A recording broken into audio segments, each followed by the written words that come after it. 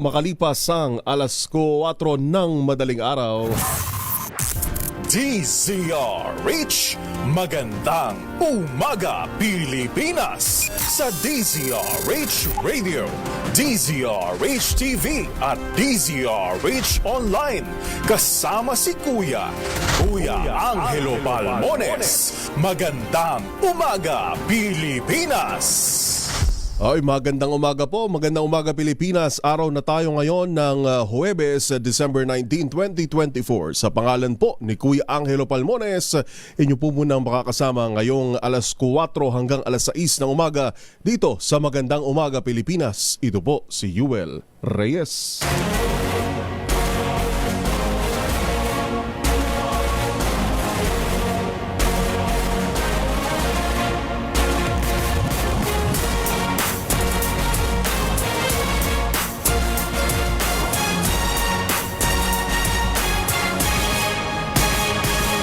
Sa ulo ng ating mga balita, Mary Jane Veloso at pamilya nito humirit ng clemency kay Pangulong Bongbong Marcos. Dating Pangulong Rodrigo Duterte at iba pa, inirekomenda ng Quad Committee na kasuhan ng crime against humanity. Philippine Health Insurance Corporation nangakong sagot na ang kalahati ng bayad sa pagpapaospital, babawasan pa ang premium. Rice traders, importers payag na magbenta ng 40 pesos kada kilo ngayong holiday season. Department of Agriculture inaprubahan ng 34 na Indian company para maging supplier ng Cara beef sa Pilipinas. At bagyong Kerubin humina na at naging LPA na lamang. Nararanasang mga pagulan na nagpapatuloy dahil sa amihan.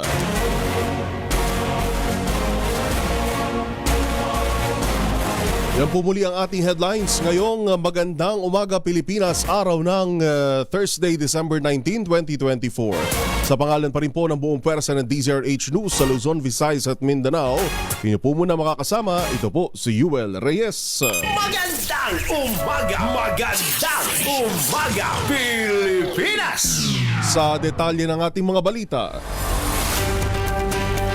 humina na ang bagyong Kerubin at naging isa na lamang na LPA o low pressure area. Gayunpaman, sinabi ng Pangulo na patuloy na makararanas ng mga pagulan ang malaking bahagi ng bansa hanggang sa Pasko dahil sa amihan o Northeast Monsoon. Ayon kay Juanito Galang, Deputy Administrator for Operations and Services ng Pag-asa, asahan ng mga pagulan sa Metro Manila, gayon din sa Northern at Central Luzon epekto ng amihan. Sinabi ni Galang na asahan din ang malakas na buhos ng ulan sa ilang bahagi ng Southern Luzon at Visayas. Kaya kailangan ng bahagyang o ibayong pag-iingat at maging alerto sa posibleng flash floods at landslides. Samantalang nilinaw din ni Galang na walang direktang epekto sa bansa ang LPA at ang tanging makaapekto sa bansa ay ang Northeast Monsoon at shear line. Magandang umaga Pilipinas!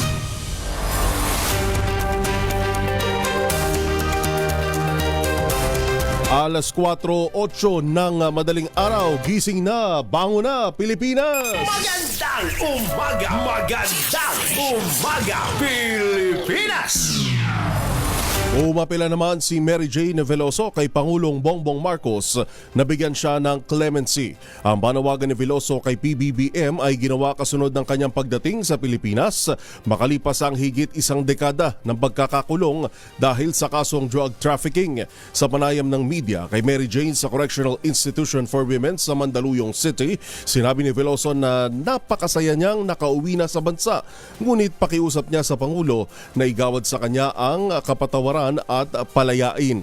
Naaresto si Veloso sa paliparan ng Yogyakarta noong 2010 matapos mahulihan ng 2.6 na kilong heroin at nahatulan ng parusang kamatayan sa pamamagitan ng firing squad. Iginit ni Veloso na inosente siya at biktima ng human trafficking. Samantala, handang lumuhod ang anak ni Mary Jane Veloso sa harap ni Pangulong Ferdinand Marcos Jr.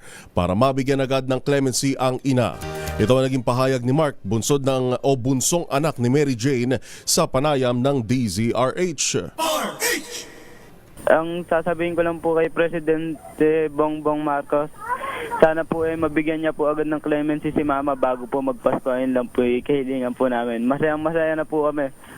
Kahit po lumut po kami sa kanya, gagawin po namin mabigyan lang po agad ng clemency yung magulang ko. Nanindigan rin si Mark na ayaw niyang makasama ni Mary Jane ang kanyang recruiter na si Maria Cristina Serio. Aniya masama ang loob ng pamilya kay Serio at ayaw niyang maibalik ang alaala ng panloloko sa kanyang ina. Ang sasabihin ko lang po kay Presidente Bongbong Marcos, sana po mabigyan niya po agad ng clemency si mama bago po. Ang sasabihin ko lang po kay Yan po ang tinig ni Mark, ang bunsong anak ni Mary Jane Veloso sa panayam ng DZRH. Samantala, umaasa pa rin ang pamilya ni Mary Jane Veloso na mapapalaya ito ng tuluyan. Sa panayam naman ng DZRH kay Marites Veloso Laurente, kapatid ni Mary Jane, ibinahagi nito na hindi titigil ang abogado ni Mary Jane na si Attorney Edre Olalia hanggat hindi siya nabibigyan ng clemency. Sabi po nila sa amin na pinapangako nila sa amin kasama ang Migrante International na tatrabahuhin nila ito, na hindi sila titigil hanggat hindi mabigyan ng clemency si Mary Jane. Nanawagan rin si Marites at ang kanyang buong pamilya kay Pangulong BBM na mabigyan na ng clemency si Mary Jane. Hindi lang ako, 10 ng aming pamilya po ay humihiling at nagmamakaawa, nakikiusap sa ating mahal na Pangulong Bongbong Marcos na sana po ibigay niya na yung clemency para kay Mary Jane Veloso. Na wag na po sanang magtagal at ibigay niya na, ipagkaloob niya na po sa amin dahil matagal naman na pong panahon nagdusa yung kapatid namin nang wala pong kasalanan. Samantala, pinaghahandaan naman ng pamilya ni Mary Jane Veloso ang sama-samang pagdiriwang ng Pasko sa Correctional Institution for Women o CIW sa Mandaluyong City. Ayon sa kanyang kapatid, pinalista ng mga opisyal o ng CIW ang mga pangalan ng mga kaanak ni Mary Jane na nais bumisita sa araw ng Pasko. Sabi naman ni Mary Jane, ayaw niya raw ang lingguhang pagbisita ng kanyang pamilya at humiling na sa Pasko at kanyang kaarawan sa Enero Agis na lamang sila pumunta. Alas 4:12 ng umaga, mahigpit na yakap, halik at matatamis ng ngiti ang sumalubong kay Mary Jane Veloso mula sa kanyang pamilya nang dumating ito sa Pilipinas at dinala sa CIW sa Mandaluyong. Ito'y matapos ang halos 15 taong pagkawalay ni Veloso sa kanyang pamilya nang hatula ng korte sa Indonesia ng parusang kamatayan ng madakip noong 2010. Dala ang bulaklak para sa ina, mangyak-yak na hinagkan si Mary Jane ng kanyang 2 anak. Naganda naman ang adobo ang mga otoridad o ang kanyang pamilya para kay Veloso. Sasailalim si Veloso sa 5 araw at 55 araw na orientation at security evaluation bago siya ilipat sa regular na selda upang ipagpatuloy ang kanyang sentensyang pagkakakulong.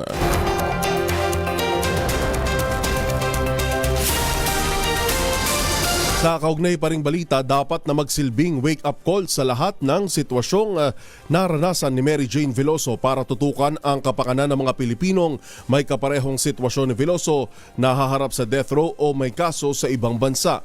Ito ang iginiit ni Senate President Cheese Escudero kasunod ng matagumpay na pag-uwi ni Veloso sa bansa matapos ang halos 15 taong pagkakakulong sa Indonesia.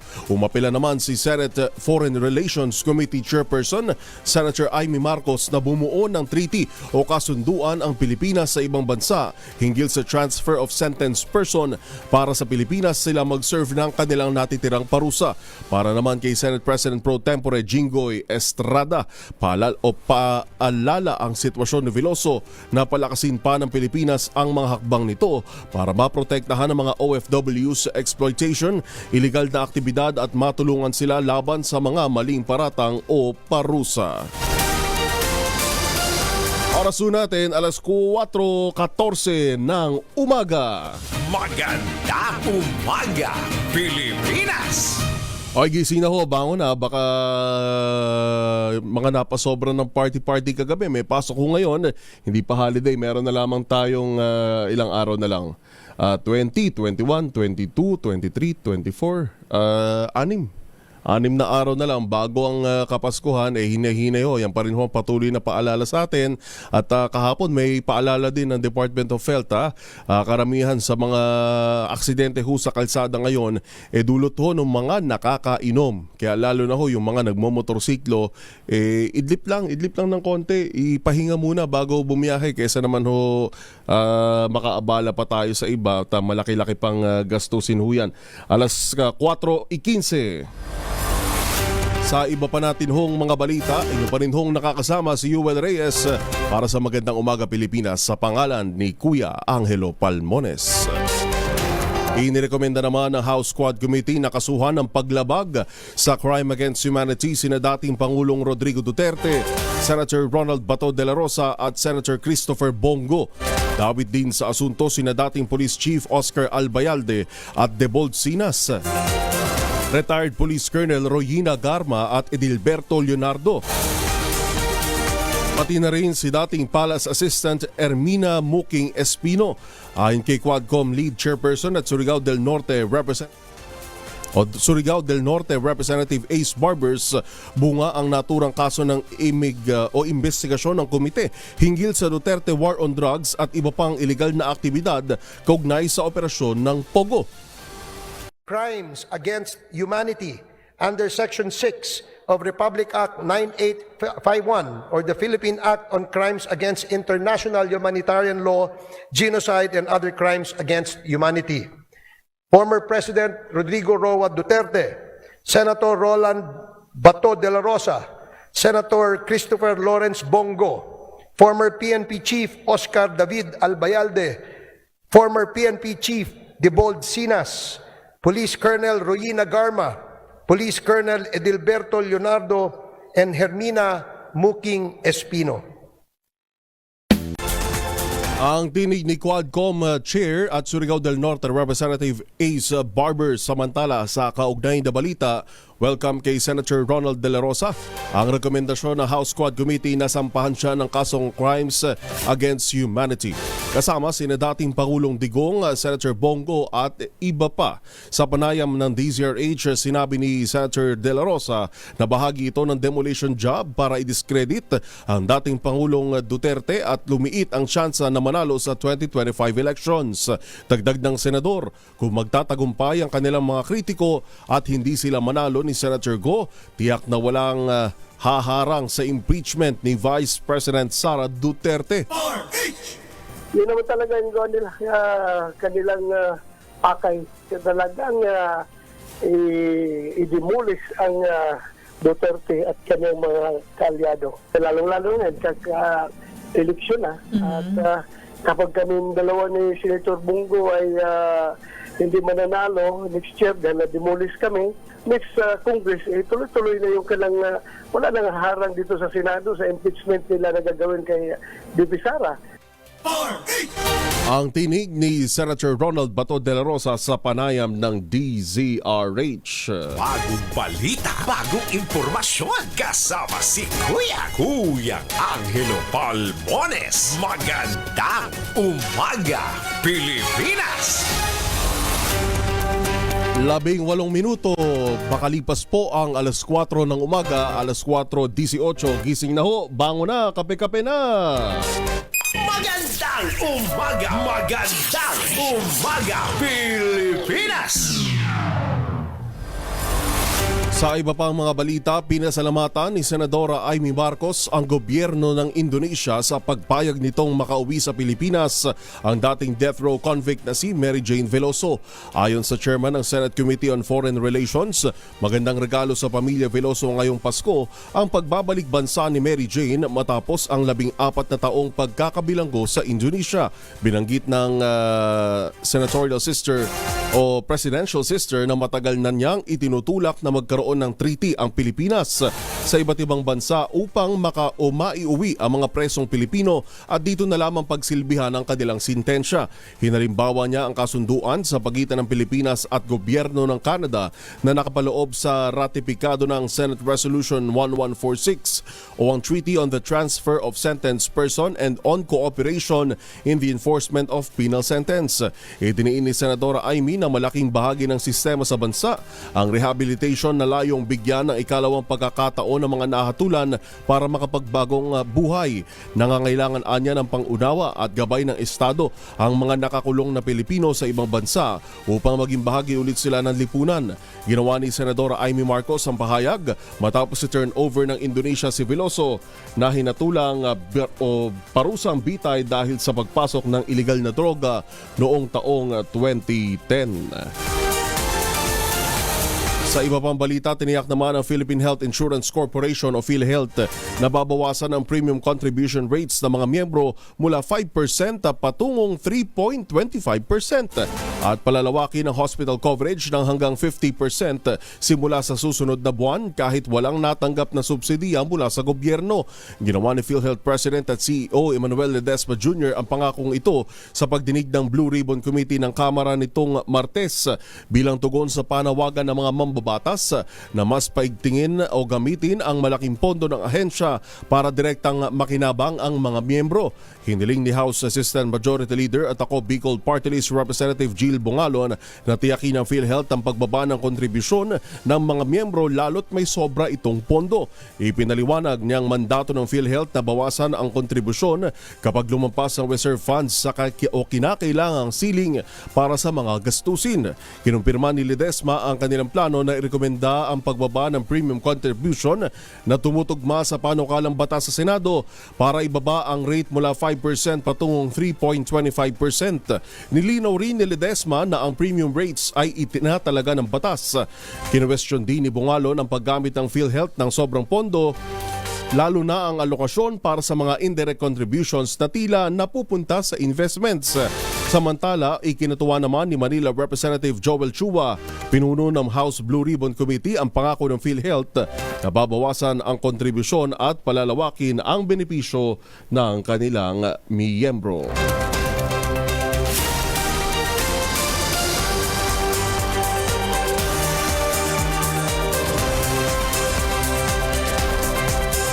4:22 sa iba pang mga balita para lalo pang mapadali ang serbisyo para sa mga pasyente, lalo na ang mahihirap. Inanunsyo kahapon sa pagdinig ng Senate Committee on Health sa pamumuno ni Senator Bongo na pwede nang ma-avail sa malasakit centers ang medical assistance o guarantee letters mula sa DSWD. Sinabi ni Senator Go, kinikilalang arkitekto ng malasakit centers program, malaking bagay sa mga pasyente na hindi nila kailangan pang magpunta sa regional offices ng DSWD para makakuha ng medical assistance. Tugma raw ang hakbang na ito sa layunin ng malasakit centers na ilapit ang serbisyo ng pamahalaan lalo na sa mga kapos sa panggastos. So hindi po totoo na walang pondo po para sa mga indigent patients ang DOH. Meron po, ano dun yung medical assistance, yung PhilHealth benefit nila. Tuloy-tuloy po ang serbisyo sa lahat ng malasakit offices. So napakahalaga po yung ambag-ambag ninyo. Napakahalaga po dito yung konsensya ninyo. Ayon naman sa DSWD, nirevise na nito ang isang memorandum circular ng ahensya para formal nang maging available ang medical assistance funds nito sa mga pasyenteng dudulog sa malasakit centers. Samantala, inanunsyo rin ng Department of Health sa pagdinig ng komite ni Senator Bongo na tuloy-tuloy ang pondo na nakalaan para sa malasakit centers. Ayon mismo kay Health Secretary Ted Herbosa, walang sinumang pasyente ang tatanggihan kapag lumapit sila sa malasakit centers. Pinasalamatan din ng kalihim si Senator Bongo dahil umabot na sa 15 milyong Pilipino ang natutulungan na ng Malasakit Center. Idinepensa naman ni Tingog Party List Representative Jude Asidre ang Memorandum Agreement ng Rural Hospital Financing Program na naglalayong makapagtayo ng mga rural hospital sa iba't ibang bahagi ng bansa.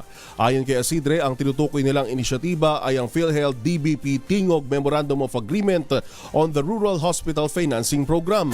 Iginiit ni Isidre ang kahalagahan na mapunan ang kawalan ng mga pagamutan sa mga malalayong ospital at ang kakulangan sa mga kasalukuyang ospital nang matugunan ang pangangailangan ng lumalaking populasyon. Ipinaliwanag ni Isidre na sa pamamagitan ng MOA o Memorandum of Agreement ay tutulungan ng Tingog Party List ang mga lokal na pamahalaan o LGUs na makautang sa Development Bank of the Philippines o DBP at tiyakin na kikilalanin ng PhilHealth sa mga itatayong ospital. Sa halip na punahin, sinabi ni Isidre na dapat tumulong ang mga kritiko na pinupolitika ang programa na makapagpapaganda ng serbisyong pangkalusugan sa bansa. Inaprubahan naman ni Agriculture Secretary Kiko Laurel Jr. ang accreditation ng 34 na Indian companies upang makapag-supply ng frozen buffalo o mas kilalang Cara beef. Sarap nito. Layo na hakbang na mapalawak ang opsyon para pagkunan ng supply ng Philippine food processors at maibaba ang gastos ng Filipino consumers, partikular sa mga produktong kagaya ng corned beef. Sinabi ng kalihim na ang accreditation ng dagdag na Indian meat exporters ay naaayon sa mas malawak na pananaw nito at makaakit ng dagdag na dayuhang kumpanya para sa merkado ng Pilipinas. Sabi pa ni Secretary Laurel, hindi nila intensyon na dagdagan ang pag-aangkat. Ang gusto lang anya nila ay makahikayat ng mas maraming dayuhang kumpanya para makapagsabayan sa merkado na ang talagang hangad ay maibaba ang presyo ng mga imported agricultural products. Kabilang sa listahan ng accredited Indian meat exporters ang 6 na kumpanyang inisyal na naaprubahan noong 2019 at muling nag-renew ng kanilang accreditation. Ang bagong accreditation ay may bisang 3 taon matatapos sa December 12, 2027. Kinumpirma ni Secretary Chu Laurel na ang lahat ng 34 na Indian exporters ay nakatugon sa mga requirement. Gayunman, 13 sa mga ito ay hindi agad papayagang makapag-export ng Cara beef sa Pilipinas dahil sa kanilang operasyon ay nakabase sa 3 Indian states na Maharashtra, Telangana at Bihar na naiulat na aktibo sa foot and mouth disease. Bagong balita, bagong impormasyon, kasama si Kuyang Angelo Palmones. Magandang umaga, Pilipinas! Oras natin, alas 4:27. RH number 1.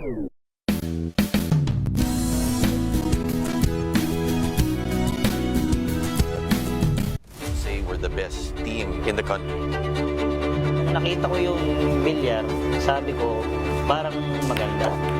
This sport is a woman's sport. Sa akin, pagka nasa tubig kayo lahat, pantay-pantay na yun. Pinoys are very passionate. Pinalakas ng pagsubok at pinatibay ng tagumpay. Mas titindi pa ang paghahatid ng storya mula sa mga atletang Pilipino tuwing Sabado, 12:30 ng tanghali sa DZRH TV.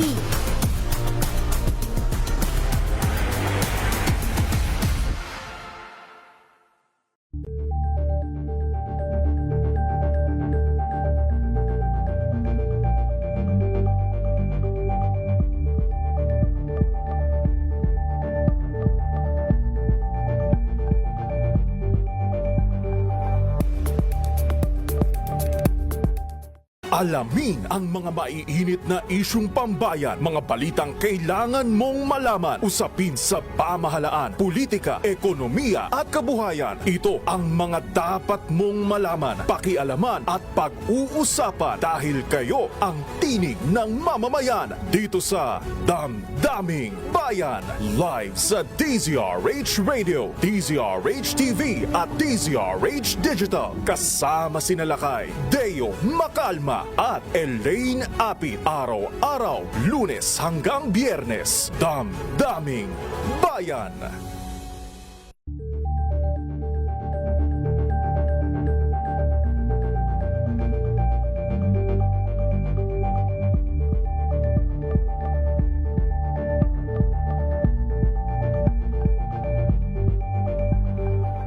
Saan ba meron sa inyo sa mga grupo ninyo na nakinabang dun sa mga development projects? Listen to the ones who may need divorce. Militarization, unfortunately, is still happening in Mindanao. If reforestation is only to be done by government, hindi natin matatapos ito.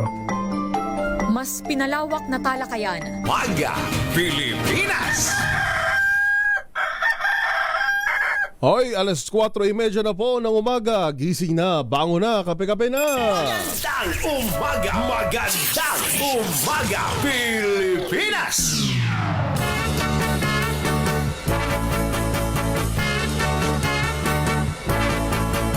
Bobby, Bobby, Bobby, why are you so slow? Now don't you know that Good morning. pass you by? Magandang umaga po, gising na, gising na. Baka napapasarap po ng tulog, di porke malamig, excuse para malate. Kape-kape na rin ho. Gisingin na natin ang ating diwa. Sa mga nagpa-party-party, mamaya ang Christmas party pala ng MBC Media Group. Ano? Sa ating mga kasama dito na ready na mag-party mamaya. At syempre bukas naman sa buong DZRH. Good morning sa lahat ng mga nakatutok sa atin dyan sa General Trias sa Cavite. Pascam, General Trias kay Loloy Lordan. Ngayon din kay Mario Salenilas. Good morning. Lourdes Asierto ng Tierra Nova, Bagumbong, Caloocan City. Magandang umaga po. Siyempre sa mga suki nating Filipinos abroad. Kasama natin si Eduardo Eugenio dyan sa Canada. Ngayon din kay Romeo Yaco na nakikinig sa Candelaria, Quezon. Michael Castro, good morning po.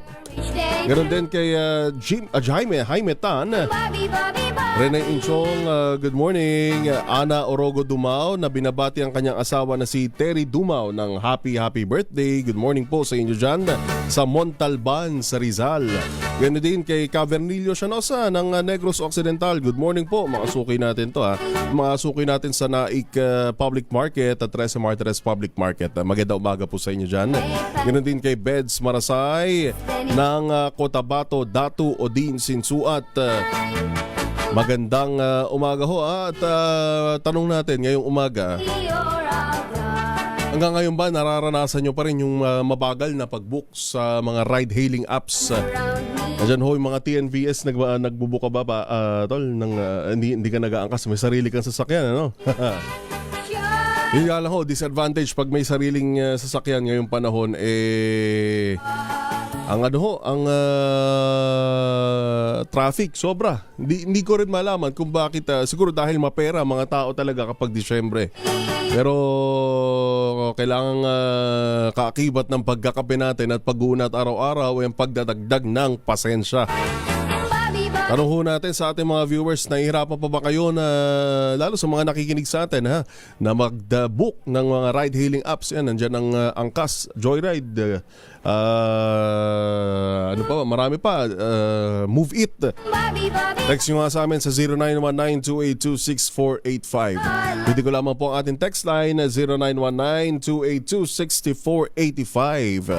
At mamaya may makakausap tayo na taga isang ride-hailing app at kakamustahin natin ano ba yung mga adjustments na ipinatupad na nila mula nung mga ma-raise yung issue na to na nagmula pa sa Senado.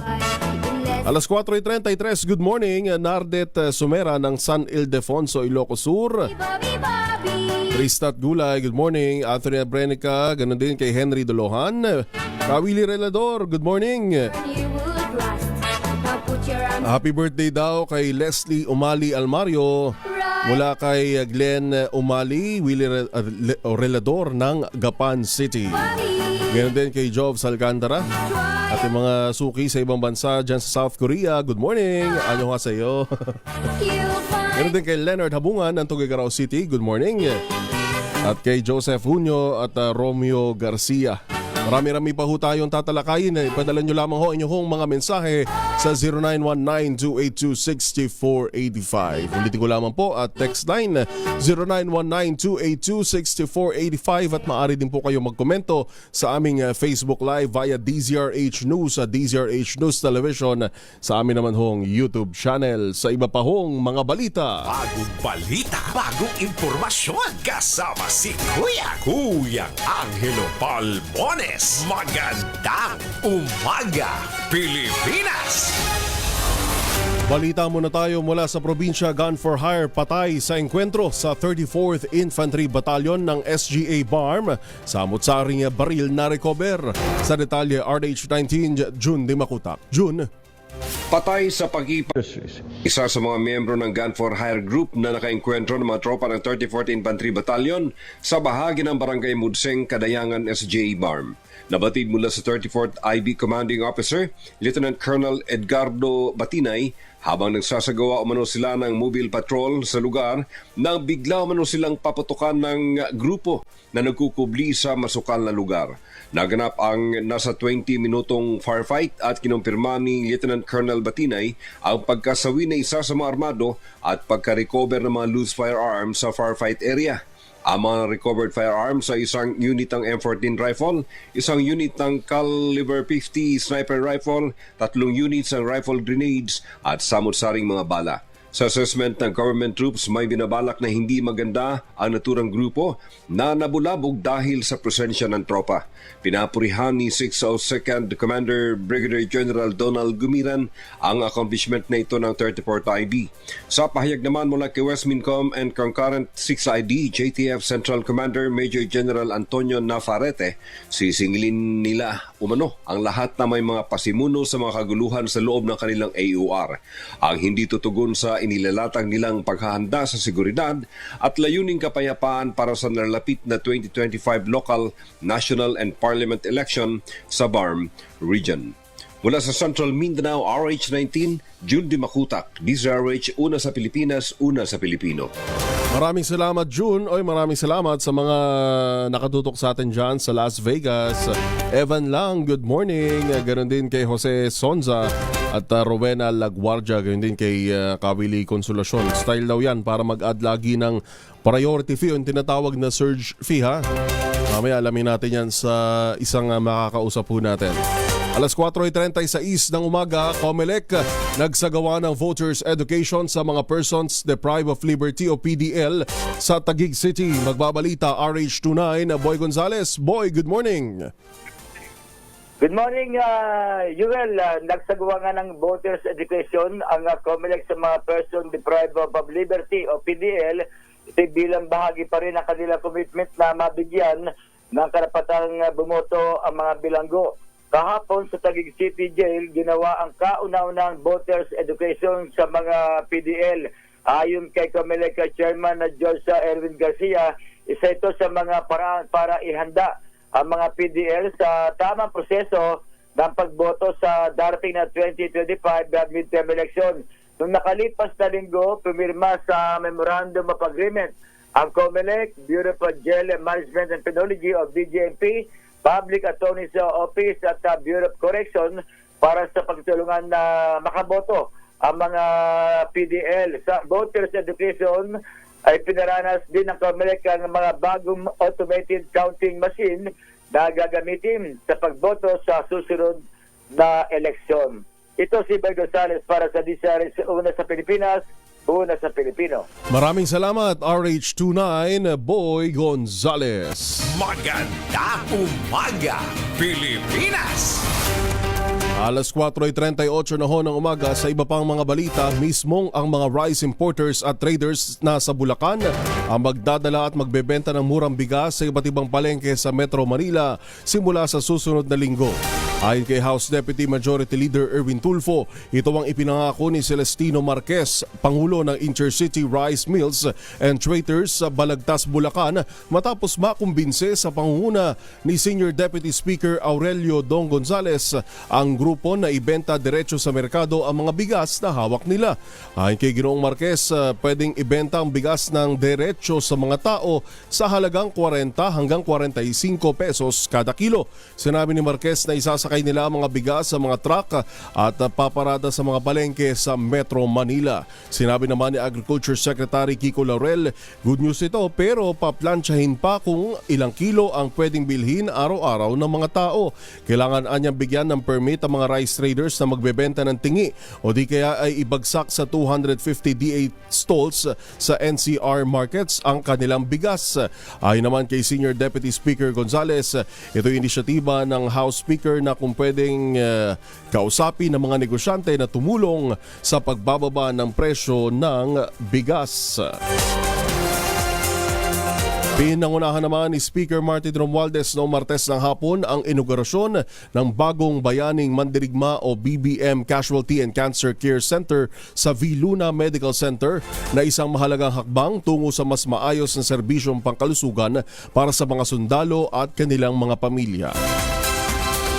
Kasabay ng pagpapasinaya, inanunsyo rin ni Speaker Romualdez sa kanyang talumpati na bilang bahagi ng diwa ng Kapaskuhan, ang lahat ng paying patient na naka-admit sa V. Luna Medical Center noong Martes ay makikinabang sa Zero Billing Program. Sinabi ni Romualdez na naglaan sila ng 20 milyong piso para isaklaw ang lahat ng bills ng mga pasyente.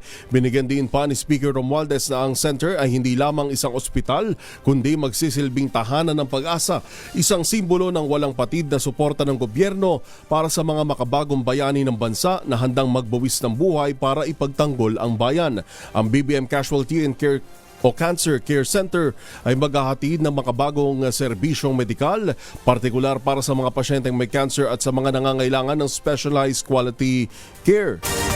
Bukod sa inaugurasyon ng center, tiniyak din ni Speaker Romualdez ang patuloy na pagsusumikap ng Kongreso na itaguyod ang kapakanan ng mga sundalo, kung saan binanggit nito ang kamakailang pag-aproba ng 350 pesos na arawang allowance sa pagkain o 10,500 pesos na buwanang allowance para sa mga sundalo sa ilalim ng isinusulong na 2025 national budget.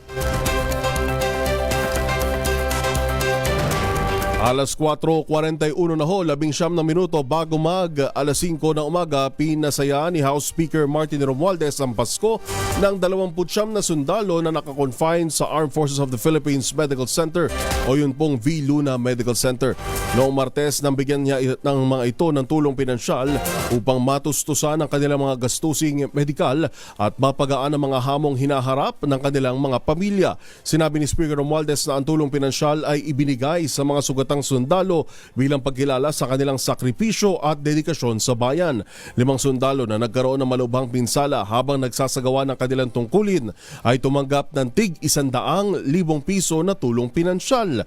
Kabilang na sina Staff Sergeant Rodel Buenaviste na Philippine Marines at Sergeant Lynn John Quizon, Corporal Ronbel Esporma, Corporal RG Sonok, Staff Sergeant Benji Idimlao na pawang mula sa Philippine Army, habang ang 24 pang mga sundalo na nagpagaling mula sa iba't ibang mga sugat ay makatatanggap naman ng tig 10,000 pesos na financial support. Samantala, balik balita mula sa probinsya, mahigit 700,000 halaga ng shabu at armas na kumpiska sa 2 drug suspects sa Davao de Oro. Balita mula kay Jun Suter ng Aksyon Radyo Davao. Jun.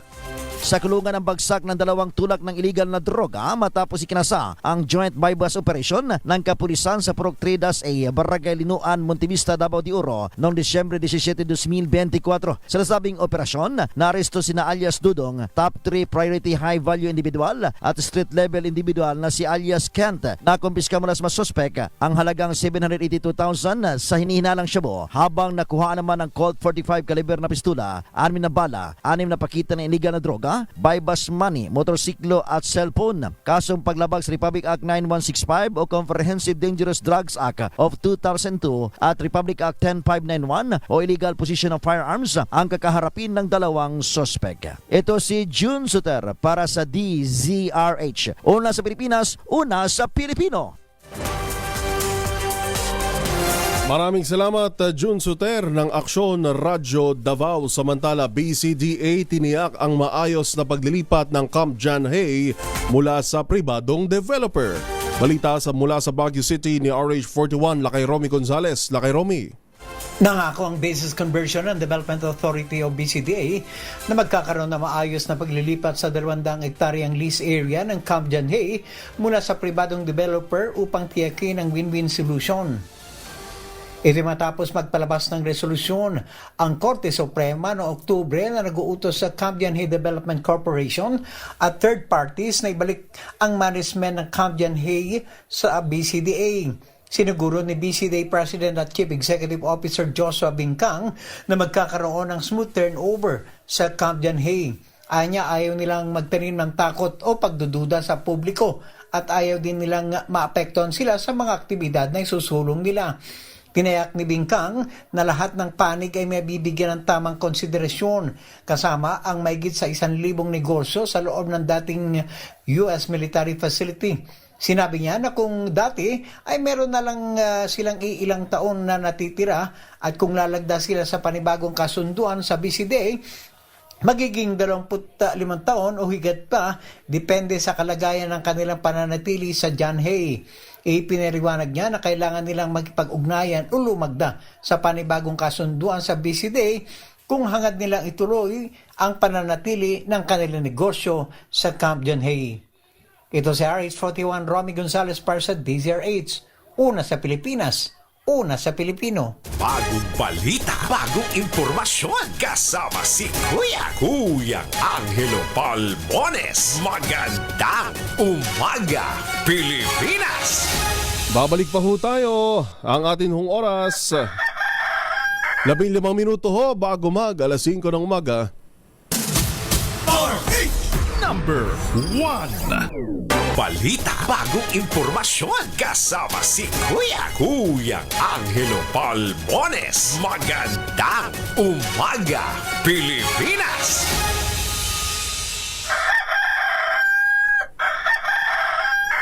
Labing isang minuto na lang ho at alas 5 na ng umaga. Magandang umaga, Pilipinas!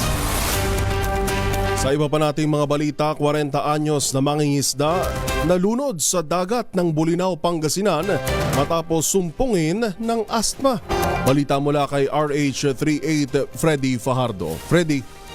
Idineklarang dead on arrival na ng attending physician sa Santo Niño de Santiago Medical Clinic sa Barangay Salud, Bulinaw ang biktimang nakilalang si Jomar Conde Balmores, 40 anyos, may live-in partner at residente ng Barangay Binabalyan, Bulinaw. Sa ulat ni OIC Chief of Police Lieutenant Colonel Wilmer Pagaduan, nakatanggap sila ng report alas 7:20 ng umaga hinggil sa kaso ng pagkalunod, kaya agad niyang dinispatch ang kanyang mga investigador at nabatid na alas 11 ng gabi kamakalawa nang pumalaot ang biktima para mangisda sa karagatang sakop ng Barangay Binabalyan. Kasama ang pinsan na si Magino Balmores Penes, 28 anyos, residente ng nasabing lugar, at pagdating sa laot ay tumalon agad sa dagat ang biktima upang maglagay ng lambat. Subalit habang naghahatak ng lambat si Mark ay napansin niyang nakasubsob na si Jomar at hindi na ito gumagalaw. Kaya agad niya itong sinagip at titinakbo sa paggamutan, subalit hindi na umabot ng buhay. Sa postmortem examination yung isinagawa ni Dr. Pangilalo Del Fiero Jr., Municipal Health Officer ng Bulinaw, hindi niya ito kinakita ng anumang sugat sa katawan at nabatid sa pamilya ng biktima na may iniinda itong asthma na may history din ito ng high blood na pinalalagay ni inatake habang nasa dagat dahilan ng kanyang pagkalunod.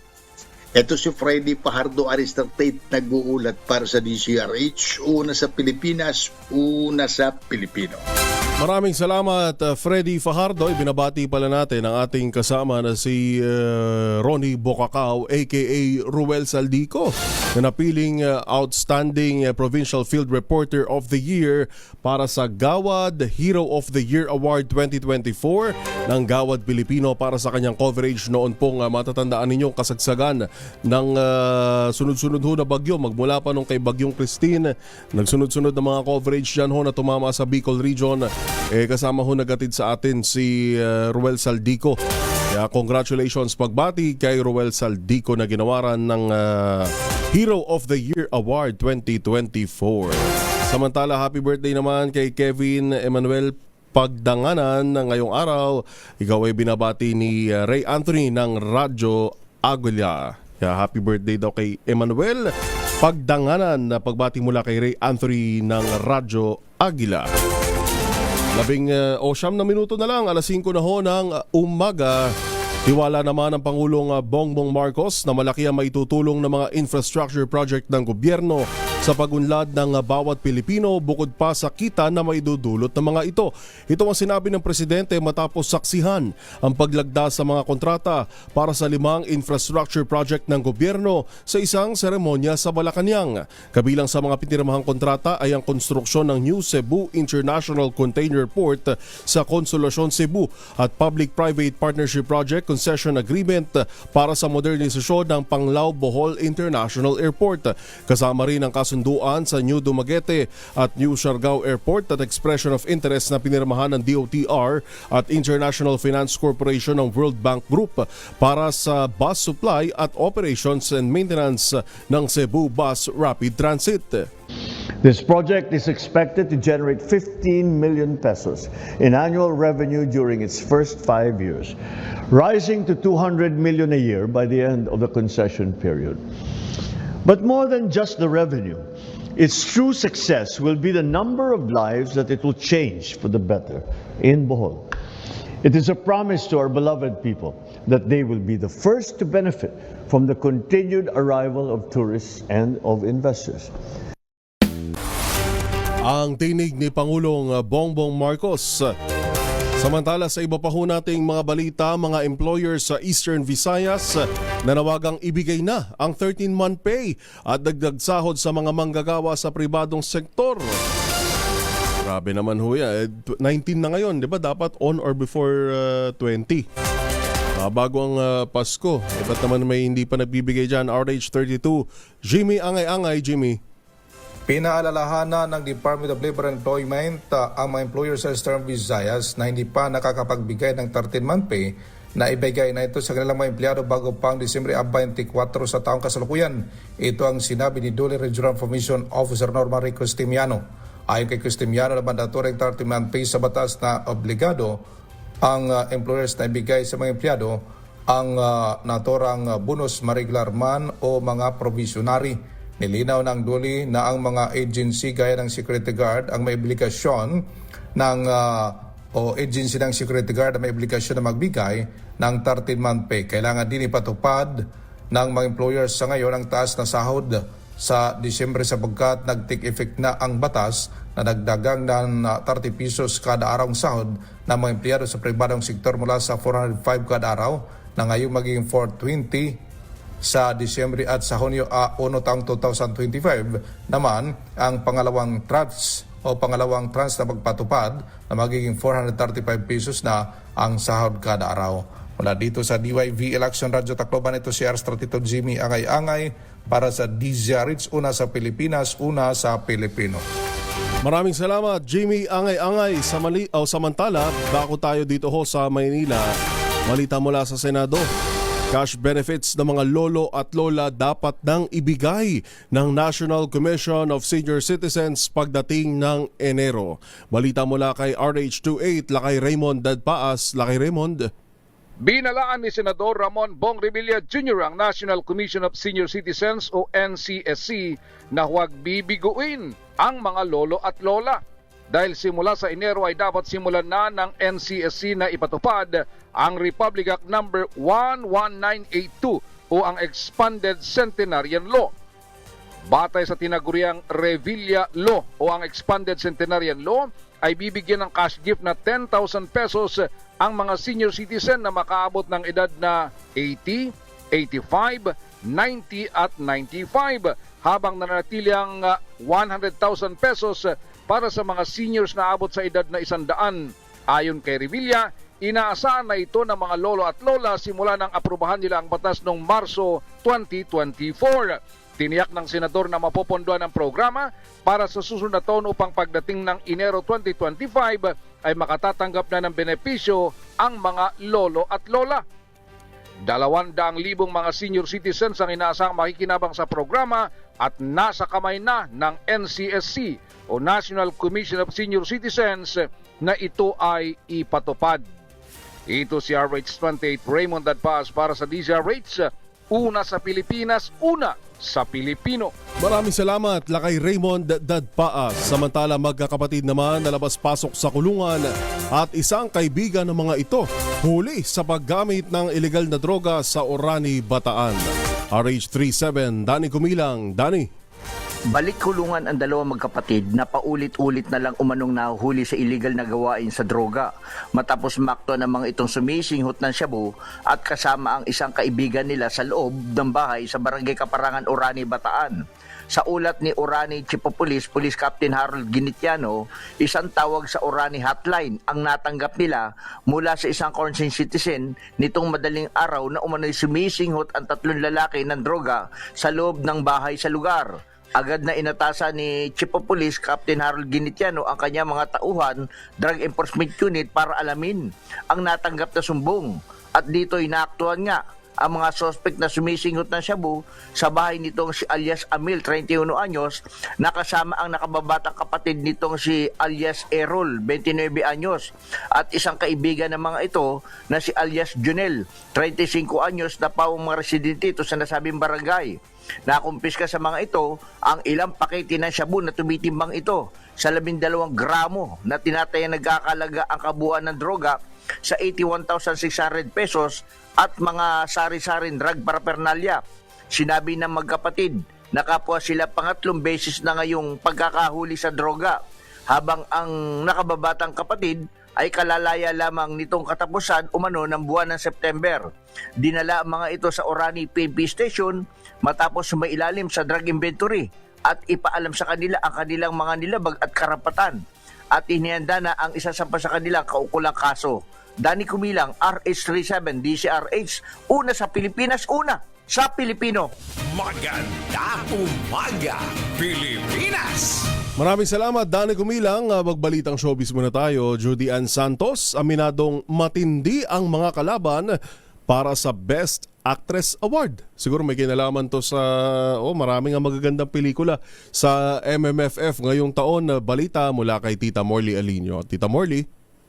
Yes, magandang morning Luzon, Visayas at Mindanao. Good morning, Kuya Angel. Nagkaroon ako ng chance na makausap si Judy Ann Santos sa press con ng pelikulang Espantaho, na kung saan mariin itong sinabi na matindi daw ang kanyang mga kalaban para sa pagka-Best Actress. Hindi naman daw siya umaasa, pero kung sakaling siya ang magwawagi ay malaking karangalan na yun at bonus na yun sa kanya. Sa kabuuan, sinabi ni Judy Ann Santos na hindi niya inaasahan na siya ay mananalo at hindi rin niya ina-expect kung sakaling maging nominado siya. Iyan ang ating DCRH Showbiz Hottest News. Ito po ang inyong RH47, Morley Alinio para sa DCRH. Una sa Pilipinas, una sa Pilipino. Babu! Bagong balita, bagong impormasyon, kasama si Kuya Angelo Palmones. Magandang umaga, Pilipinas!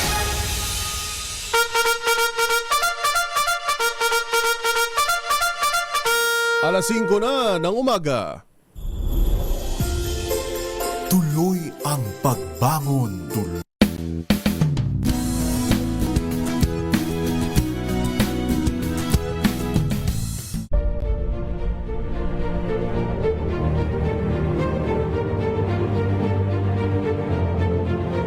Sa ika-85 taon ng kauna-unahang radyo sa Pilipinas, DZRH. Sama-sama tayo. Isang bansa, isang radyo, iisang hangat na mapabuti ang bawat Pilipino. Sa pagdiriwang ng ika-85 taon ng DZRH. Sama-sama tayo. Una sa Pilipinas, una sa Pilipino. Serbisyong tapat sa'yo, DZRH.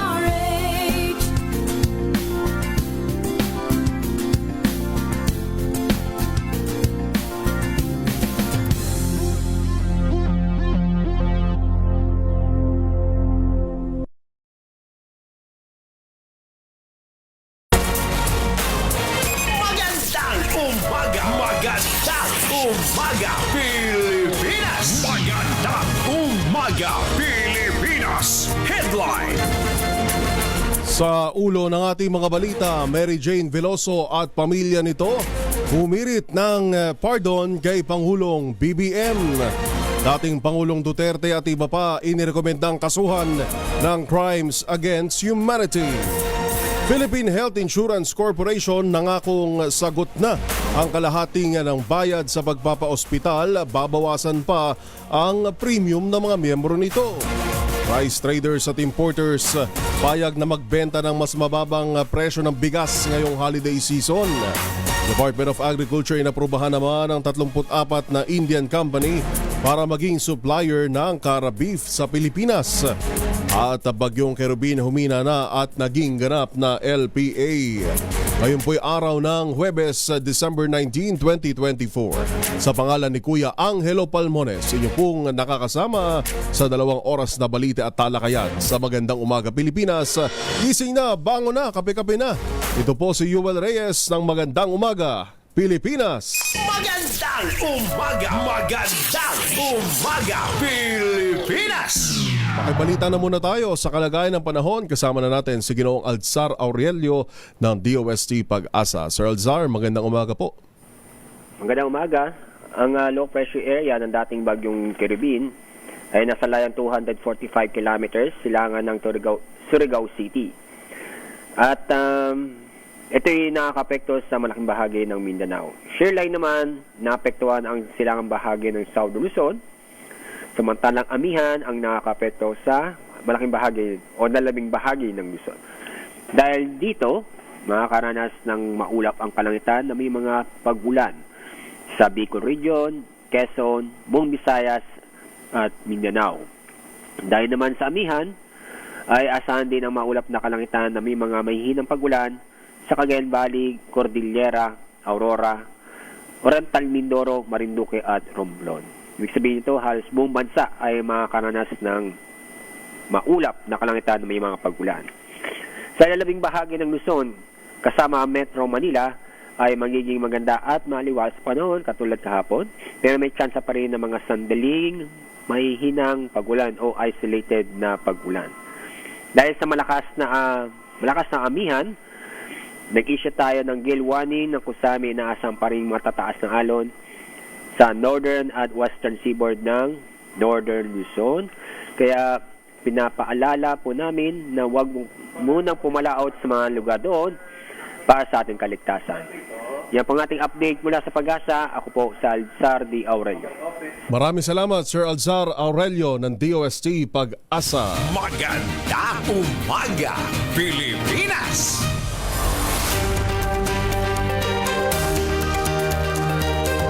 4 na minuto po makalipas ang alas 5 ng umaga. Gising na ho, bango na. May pasok pa rin ho. Kape-kape na. Magandang umaga! Magandang umaga, Pilipinas!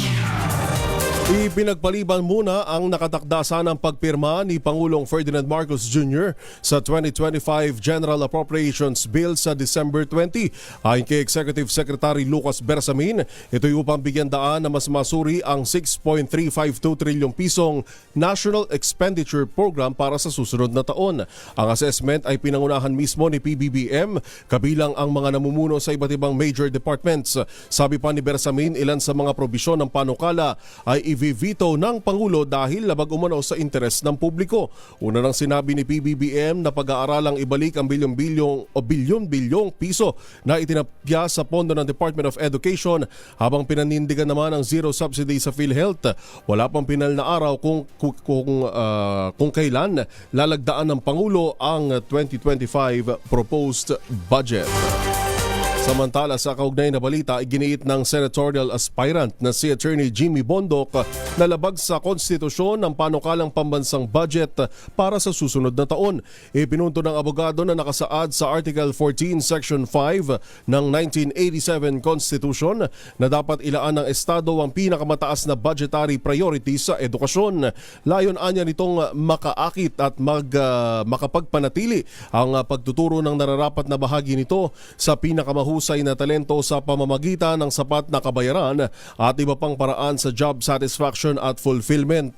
Idiniin ni Attorney Bondoc na taliwas ito sa pag-alis ng Kongreso sa 12 bilyong pisong budget ng Department of Education sa ilalim ng 2025 national budget. Tinapyasan ng Bicameral Conference Committee sa 737 bilyon ang budget ng DepEd mula sa 748 bilyong piso na inaprubahan ng Senado at Kamara. Sinabi ni Attorney Bondoc na gawa ang nasabing hakbang ng masasamang pwersa na dapat labanan at tutulan. Pinuri naman ng Angko Madrona Party List ang paglalaan ng pondo ni Pangulong Bongbong Marcos sa libreng bakunahan laban sa human papilloma virus para sa mga 9 anyos na babae sa susunod na taon. Ayon kay dating Assistant Secretary Cecil Santos, Chairman Emeritus ng Philippine League of Private and Government Midwives at nominee ng Angko Madrona Party List, mahalagang mabakunahan ang mga batang babae upang makaiwas sa iba't ibang uri ng kanser. Batay sa US Centers for Disease Control and Prevention, 70% anyang napigilan ng HPV vaccination ang mga impeksyong nagdudulot ng kanser. Idiniin ni Asik Santos na may mahigit 200 klase ng human papilloma virus at ilan sa mga ito ang lubhang mapanganib at may kakayahang magdulot ng seryosong problema sa kalusugan. O nilinaw niya rin na bukod sa mga babae ay maaari ring madali ng HPV ang mga lalaki, kaya mahalagang mabakunahan sila pagtugon o pagtuntun ng 9 na taong gulang hanggang 26 anyos. Sabi pa ng kinatawan ng Angko Madrona Party List, nasa 80% ng mga babae at lalaki ang na-infect ng HPV ng kahit isang beses sa kanilang buhay, lalo kung hindi bakunado.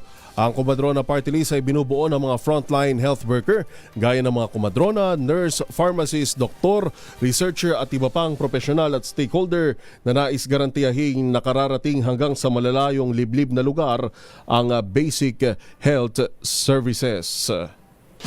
Maganda umaga, Pilipinas!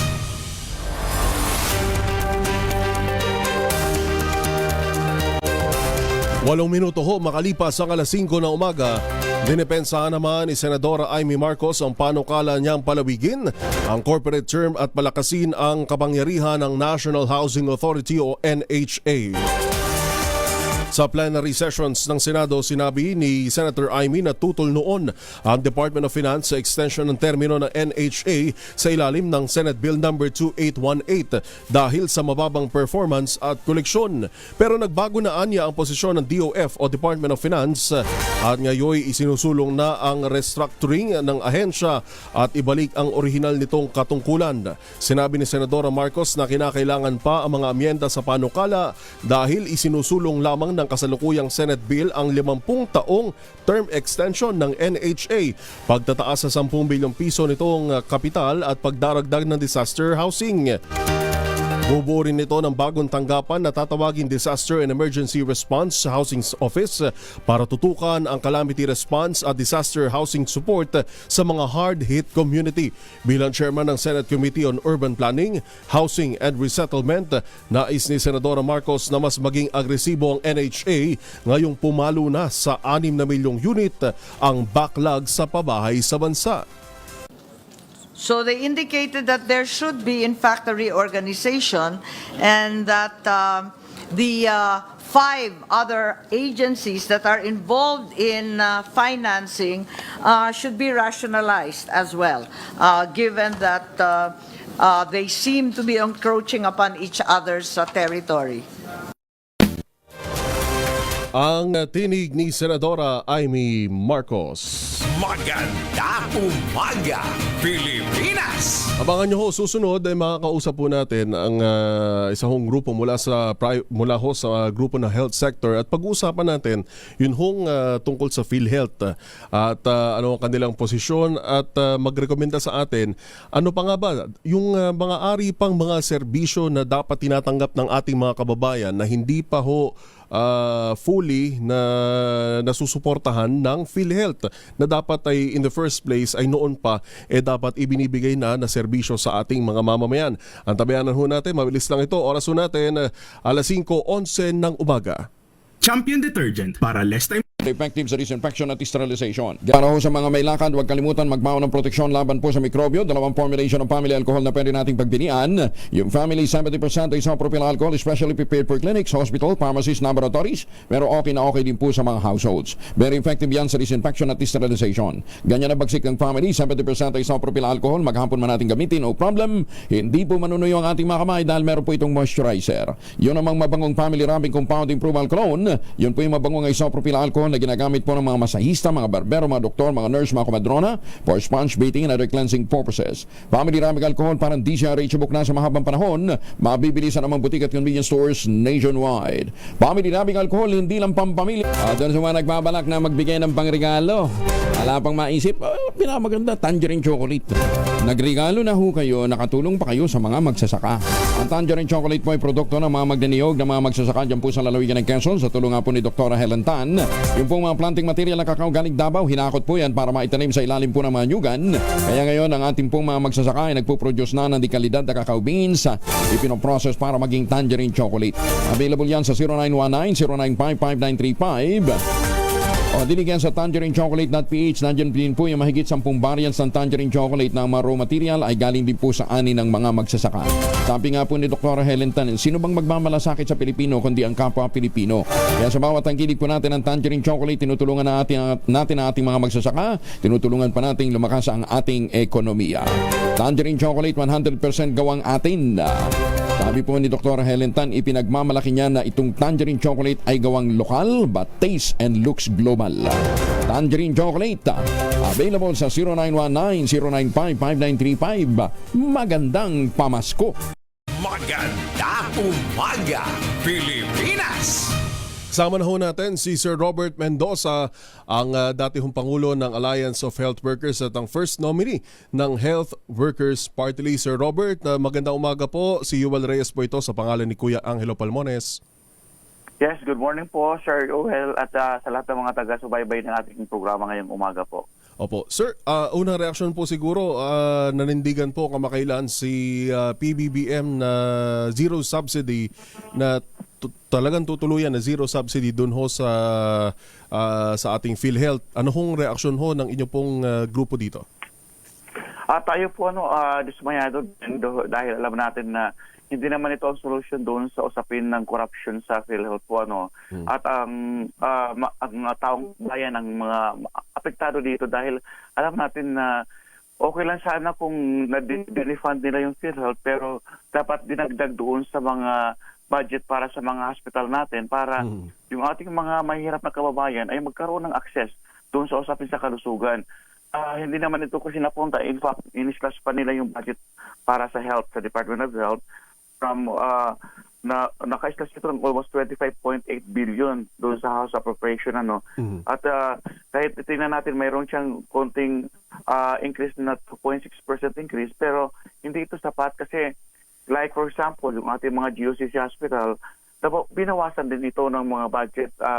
Imagine sa Philippine Heart Center, Lung Center, Philippine Children's Medical Center at saka NKTI, ang laki ng binawas, almost 861,705,000. So, paano na yung ating mga pasyente, talong-lalo na ang haba-haba ngayon ng pila sa mga iba't ibang hospital na nangangailangan talaga ng operation or kahit man lang outpatient department ng mga services, hindi na natin itong cater kasi lalong nagkulang na. Imagine, sabi nga natin, dapat palawigit pa nga ang PhilHealth ng kanilang mga packages para magkaroon talaga ng libreng serbisyo pangkalusugan. Pero paano na ngayon yung mga nangangailangan? Kasi kahit pa paano, marami nakikinabang din sa PhilHealth at nagkakaroon sila ng libreng serbisyong pangkalusugan. Binabanggit ho sa amin kahapon ni Kong Romy Acop, kaugnay ho dun sa isinagawa ng briefing ng PhilHealth sa kanila, na almost 700 billion in total yung pondo ng PhilHealth, kung saan 600 nga po rito yung reserve funds. At umamin din daw po ang PhilHealth na ginagamit ito for investments, no? Pabor ho ba kayo? Tama ho bang gamitin itong reserve funds ng PhilHealth doon sa investment sa halip na itinutulong sana sa pagpapalawig, imbis na taasan yung premium, itulong yung government subsidy para mapalawig yung ibinibigay na serbisyo ng PhilHealth sa atin mga mamamayan? Kami total po tayo dyan kasi alam natin na talagang ito ay contribution ng ating mga mamamayan at dapat talaga magamit ng ating mga Filipino people. At nag-react na tayo doon sa 89.9 billion na sinasabi nilang sobrang kita ng PhilHealth at ibinigay ito doon sa ating kaban ng bayan sa Bureau of Treasury. Kaya hindi dapat ito ganun ang ginagawa sa atin sa PhilHealth kasi ang gusto nga natin, panawagan natin free health services para sa mga kababayan natin. Pero bakit ganito ang nangyayari? In fact, alam naman natin na kahit may PhilHealth ka, hindi naman may mga pagkakataon na hindi naman nababawas lahat yung ating mga total bill, diba? At the same time, kahit mayroon tayong no balance billing, hindi na naman lahat ng ating kababayan ang nakaka-avail din dito. Sana yung panawagan, kasi during the budget deliberation, doon tayo, ang gusto talaga natin na dapat palawigin yung mga packages, yung mga Z packages nila itong ating mga kababayan, kasi lahat naman na Pilipino ngayon ay inoobliga na mag-contribute para doon sa kanilang sa kalusugan sa PhilHealth. At alam natin, Sir Owen, ang PhilHealth kasi is insurance, negosyo po ito, pero dapat nagbabayad kasi tayo ng tax at ang dami namang pera dyan sa usapin ng confidential, intelligence funds, iba-iba pang mga pondo. Sana bigyan ng prioridad ng ating gobyerno ang kalusugan talaga, pangkalusugan. Kasi kung sinasabi ng ating Pangulo na sa top 10 na ahensya ay ang Department of Health, ang layo po ng budget niya from pangalawa ng DPWH, yung health, from 800 billion yung ating Department of Public Works and Highways, samantala yung ating pangatlo, ang ating Department of Health, nasa 200-something billion lang. So, ang layo. Hindi talaga natin nakikita na binibigyan ng prioridad ng ating gobyerno ang kalusugan.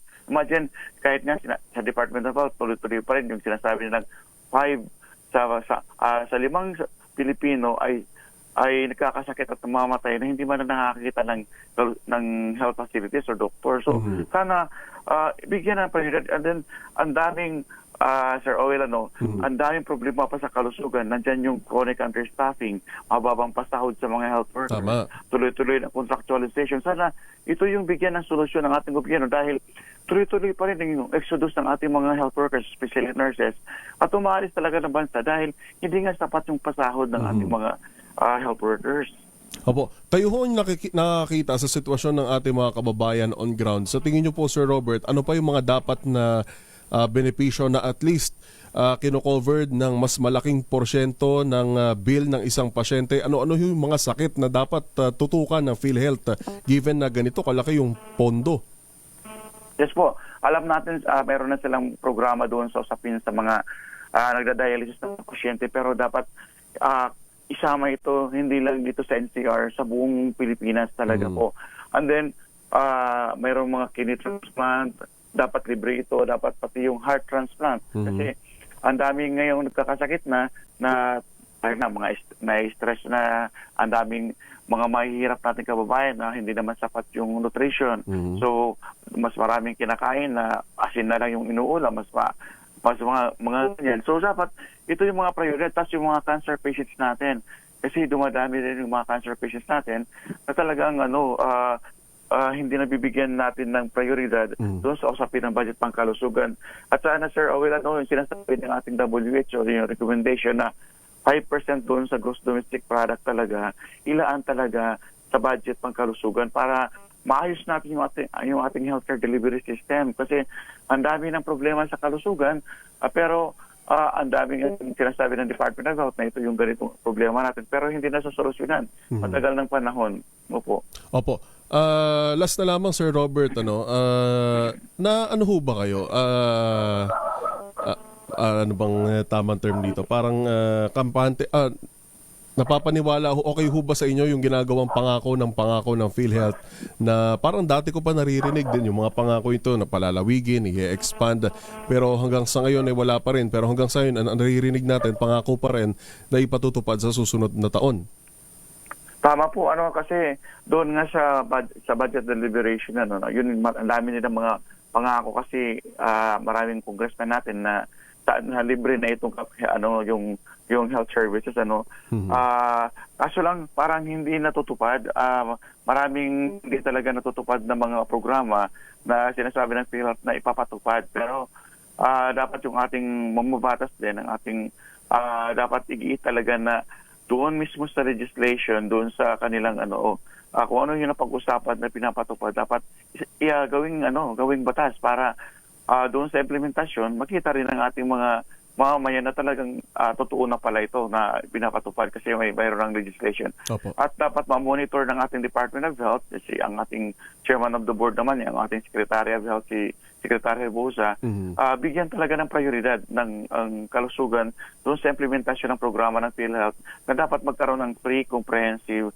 healthcare services sa ating mga mamamayan. Tama, opo. At ito pala pahabol, Sir Robert, yun hong sa HEA, issue naman ng HEA, balita ho namin itong huli.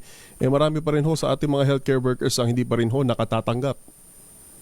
Tama po, Sir Oil. Nakita natin na as of September last year na data ng ating Department of Health, doon sa huling inilabas na 27 billion after the SONA ng Pangulo, almost 64% lang po ang nakatanggap pa lang. So ang dami pang mga nasa LGU, mga private health workers, ang hindi po talaga nakakatanggap. Sana kagaya nga sa Pampanga umikot kami, may mga hospital pa na 11 months pa yung kulang, mayroong pang 6 months, mayroong pang iba, wala pa talagang natatanggap. Kaya kailangan talaga ma-release na ito ngayong Pasko sana para maging Merry Christmas ang ating mga health workers kasi inaantay nila nito matagal ng panahon, iba nga namatay na, Pandemic pa nga ito pinaghirapan, Sir Robert. Yes po, Sir Oel. At saka nag-aantay talaga, nag-expect ang mga tao. Hindi solusyon yung marami nagko-complain at marami nagte-text sa akin. Yung kanilang 5 months, ginawang 3 months lang daw, wala nang pondo. Sabi ko, pinunduhan po ito at kahit yung ating lower house at saka yung Senate, sila mismo ang nagpanukala na talagang dapat bayaran ng mga health workers. Yes po. Sir Robert Mendoza, sir, magandang umaga po. Maraming salamat sa pagsama ho sa amin ngayong umaga. Kasama niyo kami sa panawagan, lalo na sa kapakanan ng ating mga health workers. Maraming salamat, Sir Roel. Ingat po. Maraming salamat, Sir Robert Mendoza, ang first nominee ng Health Workers Party List at ang dating Pangulo ng Alliance of Health Workers. Bagong balita, bagong impormasyon, kasama si Kuya Angelo Palmones. Magandang umaga, Pilipinas! Alas 5:28. Ang balitang ito ay hatid kapsula, 1 oras tayo po ay mag-ultabayo pero sabi nga ng mga doktor, ng mga dalubhasa, 2 kapsula 1 oras bago matulog, mas maganda din daw po yun, ma-achieve natin ang mga benepisyo ng ultabayo. Ano bang ultabayo? Ang ultabayo po ay postbiotic with Lactococcus lactis strain plasma. Ito po ay dumaan sa mahabang clinical trial sa Japan. At ang bawat kapsula po ng ultabayo ay nagtataglay ng 50 billion cells ng Lactococcus lactis strain plasma. Kaya napaka-potent po nito para habang tayo natutulog, naitataboy ang mga toksin sa ating katawan dahil once pumasok po ito sa ating sistema, ina-activate po nito yung PDC, yung plasmacytoid dendritic cell, ang commander ng ating immune system ayon po sa mga dalubhasa. At nakatutulong din ito para magkaroon tayo ng magandang tulog. Pagka magandang tulog, nakapagpahinga ang katawan, lumalakas po tayo at nagkakaroon doon ng panibagong sigla, mas magandang disposisyon pagkagising sa kinabukasan. Ayan, para kaya sa panahon na matindi ang hamon ng pagod, puyat at saka ng stress, kailangan mag-ultabayo. Available po yan sa Lazada at Shopee, siguraduhin lamang na galing po sa Theoxistal Ventures. Kung meron po kayong mga katanungan, mag-text lamang po sa 0917-110-6580. Available din po ito sa lahat ng mga branches ng Mercury Drug Stores nationwide. Mesco Drug, Pasmed Pharmacy, John's Pharmacy at Curamed. Pero huwag natin kalimutan, ang Ultamayo po ay hindi gamot at hindi dapat gamitin panggamot sa anumang uri ng sakit. Ultamayo, rehistrado sa Food and Drug Administration, halal certified. Sa lahat po ng mga naghahanap ng magandang investment opportunity, ito na ho yung pinakamurang ready for occupancy unit ngayon sa buong housing industry. 5% lamang down payment, pwede pang gives.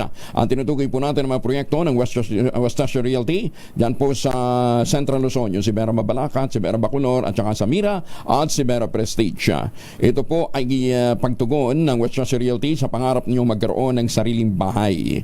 Aba, 20,000 pesos all-in down payment. Pwede ka na maglipat bahay agad after take-out ng Pag-ibig, 7 days after take-out ng Pag-ibig housing loan. At ano pang iniintay po ninyo? Ito pa rin ang pangarap na magkaroon ng sariling bahay sa presyong abot kaya. Nasa loob po ng township ang iba't ibang mga amenities, kasama dyan ang eskwelahan, ang simbahan, palengke, grocery stores, at pati munisipyo. Kaya hindi na ho kayo bibiyahe pa ng pagkalayo-layo o matatraffic para lamang makipagtransaksyon. Napakalapit lang din po niyan sa Clark International Airport at Clark Economic Zone. Ito pa rin ang pangarap na magkaroon ng sariling bahay sa presyong abot kaya. Tawag na sa 0996-501-5555 o dili kaya sa 0947-434-5555. At kung kayo ho ay maswerte, ito yung pagkakataon nyo magkaroon ng bagong bahay, meron pang bagong kotse. Kaya sa Disyembre, kapag kayo sinuwerte sa raffle, bago ng bahay mo, bago pa ang chikot mo. Ating rowing team, namamas po. Nag-ikot ho kanina dyan sa Barangay Kabayanan, San Juan City si Ninong Sherwin Alfaro at may nahuli agad na nanonood at nakikinig sa DZRH. Sino yan? RH6, Sherwin Alfaro. Sherwin. Yes, magandang umaga, UL. Dito nga sa Barangay Kabayanan sa San Juan City. Na-atsempohan natin, although wala tayong video ngayon, merong naka-tune in sa DZRH at nanonood sa DZRH TV. Tatay, pangalan niyo po? Ako po si Dandy Borja, taga San Juan. No? Kaya Dandy, palaging naka-tune in kayo sa DZRH? Opo, araw-araw pagising sa umaga. At sinong paboritong announcer na pinanonood sa DZRH TV? Congressman Angelo Palmone. Si Kuya Angel Palmone. Kuya Angel, meron kang 1,000 pesos. Oy, thank you. Thank you very much, DCRH. At saka siyempre meron ka rin DCRH tumbler. Yan, para sa yan. Limitado yan para sa mga kaibigan lang ng DCRH yan. At siyempre, meron ka rin DCRH grocery. Yan, para sa Noche Buena na yan. Thank you very much. Merry Christmas. At maraming salamat. Ano masasama kay Kuya Angel? Ano lang. Lagi lang manood sa DCRH. Ako, maraming salamat po. Sa mga nais manalo ng 1,000 pesos, laging tumutok sa DZRH. Baka kayo ng susunod dating winner sa DZRH. Pasko Panalo from ours number 6, Sherwin Bat Alfaro, DZRH. Una sa Pilipinas, una sa Pilipino. We're happy tonight, walking in a winter wonderland. Maraming salamat, Sherwin Alfaro, at kay tatay na naka-tune in. Kung dyan lang din, mag-iikot si Sherwin Alfaro para ho mamaya sa mga susunod pa nating programa sa Pasko Panalo, Mas Malakas promo. In the meadow we can build a snowman. Oras natin, alas 5:37. Maganda umaga, Pilipinas! Sa iba pang balita, Divisoria bantay sarado ng Manila Police District laban sa mga nagbebenta ng illegal na paputok. Meron pa bang mga nakakalusot dyan na Kuyang Boy G, mga malalaki, mga triangle, parang taon-taon kahit bawal, marami nakakalusot. Dyan ba sa Divisoria, may nakikita ka pang ilan-ilan na RH29. Boy Gonzales, Boy. Yuvel, hindi lamang mga mandurukot at mga membro ng salise ang binabantayan ngayon ng mga pulis dahil sa binabantayan din nila sa Divisoria yung mga nagbebenta ng illegal na paputok. Kahapon, personal nag-inspeksyon sa Divisoria si MPD District Director Police Brigadier General Arnold Tomasa Ibay. Sa kanya, kanilang huli ng mga magkitangkang magbenta at kukumpiskain ang mga illegal na paputok. Pinayuan naman ng general ang publiko na wag nang tangkilikin ang mga illegal na paputok. Utas, ano? Paingay. Yes, napapaalala rin tayo na huwag nating tangkilikin o huwag tayong bumili ng mga pinagbabawal na mga paputok. Gagaya na nabanggit ko nga kanina, yung authorized lang, pinapayagan lang, at several... Ang payo ni General Ibay, gumamit na lamang Yuel ng pampaingay at ipambili na lamang ng pagkain ang kanilang pera upang maiwasan ng mga disgrasya at sa pagsalubong ng bagong taon para buo ang pamilya. Sa lista ng Pilipinas Police, kabilang sa mga ipinagbabawal na paputok, itong Watusi, Piccolo, Plapla, 5-Star, Lolo Thunder, at may bago pa yung Goodbye Chismosa, Yuel, yung bagong malalakas na paputok. Goodbye, ano yan, boy? Goodbye... Chismosa. Goodbye Marites. At pati yung mga pangalan ng mga nakalipas na bagyo, ayan yung mga malalakas na ibebenta. Kaya nga dito sa M. De Los Santos Street, kanto ng Tabora, na tindahan ng mga paputok, ay ito yung mahigpit na babantayan ng mga polis. Ito si Boy Gonzales para sa DZRH, una sa Pilipinas, una sa Pilipino. Maraming salamat, Boy Gonzales. Maganda umaga, Pilipinas! Sa iba pa ho natin mga balita, oras 20 minuto bago alas 6 ng umaga. Inendorso ni dating Pangulong Rodrigo Duterte ang kandidatura ng senatorial aspirant na si Attorney Jimmy Bondoc. Si Attorney Bondoc ay kaibigan ng mga Duterte at una na niyang sinabi na layunin niyang pagtibayin ang best of the best ng Duterte principles. Sa ginawang senatorial preference survey ng ArcLight ngayong Disyembre, tanging ang abogado ang pasok sa Magic 12 mula sa mga senatorial aspirant na suportado ni dating Pangulong Duterte sa 2025 midterm elections. Humang 10 si Attorney Bondoc habang pang 22 ang kapwa PDP laban senatorial ball na si Senator Bato de la Rosa, pang 28 si Senator Christopher Bongo at pang 30 si Attorney JV Hinlo. Bukod kay dating Presidente Digong, ilan ding overseas Filipino worker ang nagpahayag ng suporta kay Attorney Bondoc na inilarawan nilang nag-iisang karapat-dapat kumandidato mula sa entertainment industry. Matapos sumikat sa iba't iba niyang awitin gaya ng Let Me Be The One, nag-aboga siya si Bondoc sa University of the East kung saan siya'y nagtapos na kasama sa mga top student at naipasa ang bar examination noong 2023. Let me be the one to indulge Jimmy Bondoc. Let me be the one to break it up so you won't have to make excuses. Alas 5:41, naghain naman ng panukalang batas si Senator Loren Legarda ng Senate Bill 2905 na tiyakin na makatarungan at maayos na pamamahagi ng Tertiary Education Subsidy o TES sa ilalim ng Quality Tertiary Education Act. Ang TES ay isang programang naitatag upang suportahan ang gastusin ng pangkolehiyong edukasyon o bahagi nito para sa lahat ng kwalipikadong estudyanteng Pilipino na nag-aaral sa mga States University and Colleges o SUCs, Local Universities and Colleges o LUCs, Private Higher Education Institutions o HEIs at mga TechVoc institutions. Sa ilalim ng panukalang 2905, binigyan diin ni Senator Legarda ang pangangailangang bigyan ng prioridad ang mga estudyanteng nagmula sa mga mahihirap na pamilya. Sa ilalim na ito, otomatikong kwalipikado sa TES sa mga estudyanteng kabilang sa 4Ps na nakapagtapos ng senior high school at tinanggap sa isang CHED accredited na kolehiyo o universidad. Ang natitirang TES slots ay lalaan sa mga estudyanteng may mababang kita batay sa per capita income ng kanilang pamilya. Ang mga natitirang TES slots naman ay lalaan sa mga aplikante batay sa kanilang per capita income household. Matutugunan ng Senate Bill No. 2905 ang mga hamon ng mga pamilya na nasa ilalim ng 4Ps sa kondisyong nakapagtapos sila ng senior high school school at nakapasok sa kolehiyo. Ang nalalabing pwesto sa TES ay babase sa kita ng pamilya. Dagdag pa rito, iminumungkahi ng panukala ang masusing pagmonitor at quality assurance upang matiyak na maayos ang pagpapatupad ng TES at tunay na naaabot ang mga nangangailangan ng quality education. Maganda umaga, Pilipinas! Oras natin 5:43 ng umaga. Number 1. Kabilis ng oras, meron na lamang ho tayong 12 minuto bago alas 6 ng umaga.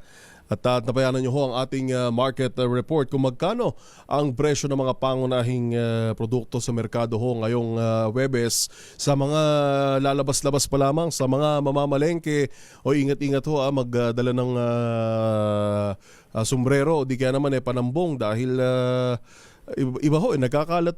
Uso pa rin pala ngayon ang sakit. No, pagka nagkakaroon, ako nga lang ho ngayon, pagbasensyahan nyo na medyo ngungo pa yung boses natin dahil naggaling din tayo sa sakit. Kaya ingat-ingat ho, makinig sa mga dumaan na sa sakit dahil iba, kapag nagbago yung panahon, lamigin lang ng konti, tayong mga Pinoy parang hindi na sanay. Maganda umaga, Pilipinas! Papabati dito, good morning kina Lourdes Nakahima, Santiago Salvador, Leonora Hilarion, Joseph Monarca. O marami tayo nababasa na mga panukala na tanggalin na raw, wag nang isama sa payslip yung PhilHealth dahil nga sa mga nangyayari. Pero ito sa tingin ko lang to, sa palagay ko lang ito parang mas lalong hindi kakayanin ng mga kababayan natin, lalo ng mga mahihirap, na mawalan, na alisin yung PhilHealth. Ang dapat ho gawin natin, requirement ho yan sa bawat bansa. Tingnan natin yung mga bansa na may kahalintulad tayo na healthcare provider at katulad na lamang ho nito sa PhilHealth, palawigin natin yung mga serbisyo at sipain kung sino man yung mga dapat sipain dyan na mababaho ang performance at tingnan natin sa laki ho ng budget kung ano yung dapat na serbisyo, kagaya nga na binanggit ng ating nakausap kanina na mula sa Alliance of Health Workers, yung mga serbisyo na dapat pinapalawig na hanggang sa ngayon hindi pa rin full coverage o hindi majority noong mga binabayaran ng ating mga mahihirap na pasyente ang binabayaran ng PhilHealth. Sa ulit-huli, yun hong mga bangayan, yung mga ingay ho ngayon, mga naririnig ho natin kay ganito, kay ganyan, baliwala ho lahat ng ito kung sa huli talo pa rin ang ating mga kababayan. Bagong balita, bagong impormasyon, kasama si Kuya Angelo Palmones. Magandang umaga, Pilipinas! Sa iba pa nating mga balita, sa ikatlong pagkakataon, muling ipinagdiwang ng pamilya Marcos o ipagdiriwang ng pamilya Marcos ang Kapaskuhan sa Palasyo ng Malacanang. Ito ang kinumpirma ni Presidential Communications Office o PCO Acting Secretary Cesar Chavez ilang araw bago ang Pasko. Nauna rito, inanyayahan ng Pangulo ang mga mamamayan na makiisa sa pagdiriwang ng Tara sa Palasyo. Ito ho, paalala, suspendido ang number coding scheme sa Pasko at Bagong Taon. Ayon sa MMDA, suspendido rin ang number coding sa Disyembre 24, Disyembre 30 at 31. Yung 30 ho ay Rizal Day at 31 ay New Year's Eve. Ang December 25, 30 at Enero 1 ay regular holidays, habang ang 24 at 31 ay special non-working holiday. Ayon sa MMDA, mas marami na ngayon sasakyan sa kalsada habang mas papalapit na ang Pasko at Bagong Taon. Samantala, tumataas na ang demand sa paputok habang papalapit ang Pasko at Bagong Taon. Ayon kay Jovenson Ong, presidente ng Philippine Fireworks Association o PFA, pagpasok pa lang ng Disyembre, marami na agad ang nabentang paputok at pailaw. Ito'y kahit pa bumaba ng 40% ang kita sa kanilang fireworks industry mula Enero hanggang Nobyembre 2024. Pero bumawi naman sa unang linggo ng Disyembre. Sa datos, sumabot kasi sa 20% ang itinaas na kita ng industriya kumpara noong nakalipas na taon. Kumpiyansa naman ng PFA na magtutuloy-tuloy ang ganda ng bentahan ng paputok at pailaw hanggang sa katapusan ng buwan. 8 minuto bago ho alas 6 ng umaga, hindi Christmas gift ang mga alagang hayop. Ito ang paalala ng Philippine Animal Welfare Society o POS ngayong Christmas season. Paliwanag ng grupo, hindi laruan na pwedeng ibigay na lamang ang mga hayop, lalo na sa mga taong hindi handa sa long-term commitment. Katwiran ng POS, may buhay ang mga hayop at kailangan ng mental, emotional at physical na pagkalinga. Paalala pa ng grupo sa publiko, ang paggawa ng kabutihan ay hindi lamang dapat para sa mga tao, kundi maging sa mga alagang hayop na kalimitang nakadepende sa commitment ng sino mang mag-aalaga sa kanila. Magandang umaga, Pilipinas! Nakuha na natin dyan ho sa Pasay City Public Market ang presyo ng karneng baka. Tumaas ng 20 per kilo. Gayon din ang manok. Kamusta ang ilang pang presyuhan dyan sa Pasay City Public Market? RH15, Giselle Ricafort. Giselle, good morning. Good morning, Yuel. Wala nang puknat ang pagtaas ng presyo ng karne ng baka, manok at baboy habang papalapit ang Kapaskuhan.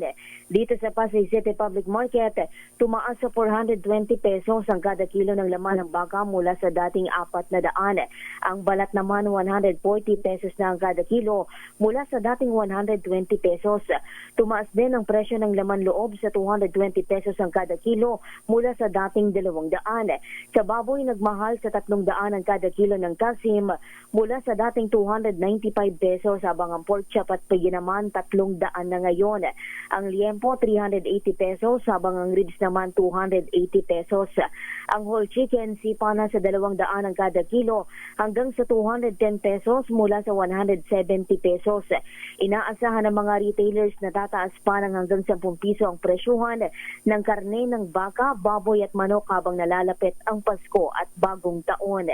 Ito si Giselle Ricafort para sa DZRH, una sa Pilipinas, una sa Pilipino. Maraming salamat, Giselle Ricafort. Samantala, ang susunod nating balita, ganyan sana.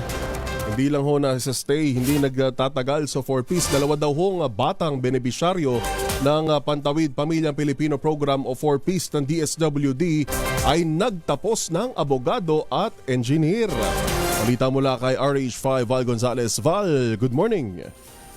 Good morning, Kuya Yuel. Ganap ng isang abogado at isang engineer ang dalawa sa daan-daang libong bilang ng mga monitored children na benepisyaryo ng Pantawid Pamilyang Pilipino Program ng DSWD. Kabilang sa mga ito, itong si Joan Grace Ewikan ng Bohol na nagtapos ng Agricultural and Biosystems Engineering, habang si Third J. Alunan ng Zamboanga del Norte naman ay nagtapos ng Bachelor of Laws. Dahil dito ay pinagmalaki ng DSWD ang mahigit 32,000 bilang na dating benepisyaryo ng 4-piece na nagtapos ng kanilang mga kursong pangkolehiyo mula 2016 hanggang nitong Abril 2024. Sa record ng ahensya, mayroong 82 na nagtapos bilang magna cum laude, 1,135 bilang cum laude, at 132 naman na may special distinction. Paliwanag ng DSWD, magpapatuloy ang 4-piece na isang programa ng gobyerno na nagbibigay ng tulong pinansyal sa mga mahihirap na pamilya upang mapagbuti ang kalagayan lalo na sa kalusugan, nutrisyon at edukasyon ng mga kabataan sa bansa. Ako si Val Gonzalez, DZRH, una sa Pilipinas, una sa Pilipino. Maraming salamat, Val Gonzalez. Samantala, bike patrol naman ng Rizal PNP. Inactivate ngayong Yuletide season. Baka tulad ba to sa bike patrol din noon ni dating MPD Director sino nga ulit yung dating regional director na ngayon sa Bicol, Andre Dizon, si General Andre Dizon. Good morning, sir. Na regional director na ngayon ng Bicol PNP. Katulad ba yan dyan sa Rizal PNP naman? RH52, Edniel Parosa. Edniel, good morning. Yuel, sinasanay na ng Rizal Provincial Police Office sa mga tauhan nitong magpapatrolya gamit ang bisikleta ngayong holidays. Ayon kay Police Colonel Felipe Maragon, hepe ng Rizal PNP, partikular na magiging bahagi ng bike patrol ay ang mga miyembro ng kanilang tourist police. Roronda umano mga ito hindi lamang doon sa mga pasyalan, kundi maging sa mga kalyeng hindi basta mapasok ng police mobile. Kasama ang bike patrol sa halos 500 police na ipakakalat sa Rizal para bantayan o dagdagan ng pagbantay sa seguridad ngayong Kapaskuhan. Katawang dito ang mga force multiplier at LGUs para mapabilis ang responde hanggang sa pagpapalit ng taon. Ito Ito si Edniel Parrosa, nag-uulat para sa DZRH. Una sa Pilipinas, una sa Pilipino. Maraming salamat, Edniel Parrosa. Bagong balita, bagong impormasyon. Kasama si Kuya Angelo Palmones. Magandang umaga, Pilipinas!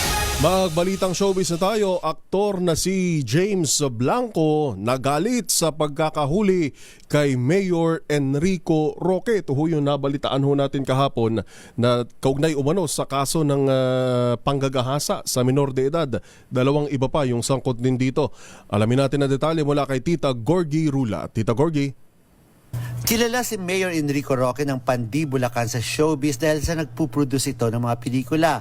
Siya ang may-ari ng Cineco Productions na siyang nagproduce ng Family Matters at iba pang pelikulang lokal, pati ang pakikipag-co-produce ay ginagawa rin niya. Siya rin ang isa sa mga producers ng entry sa MMFF na Espantaho. Kaya marami siya mga artistang naging kaibigan na talagang nagulat sa kinasangkutan niyang kaso at ikinulong pa ito.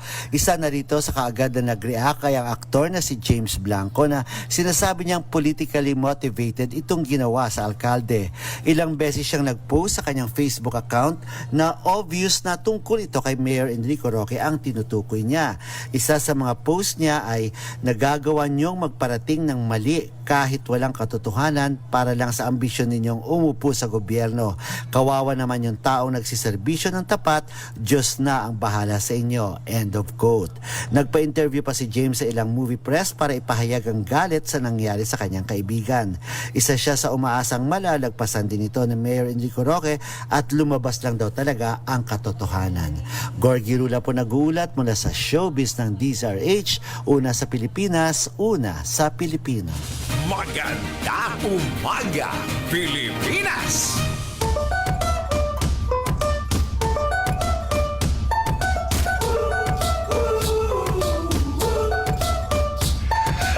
Yan na po mga balitang itinampok ngayong Thursday, December 19, 2024. Sa pangalan ho ng buong pwersa ng DZRH News sa Luzon, Visayas at Mindanao, inyo pong nakasama. Sa pangalan pa rin ni Kuya Angelo Palmones, ito po si Yuel Reyes. Gising na ho, bango na. Late ka na, alas 6 na ho ng umaga. Hanggang sa bukas ho, araw ng Biyernes, para sa panibago na namang edisyon ng Magandang Umaga Pilipinas. Ingat-ingat ho, magandang umaga.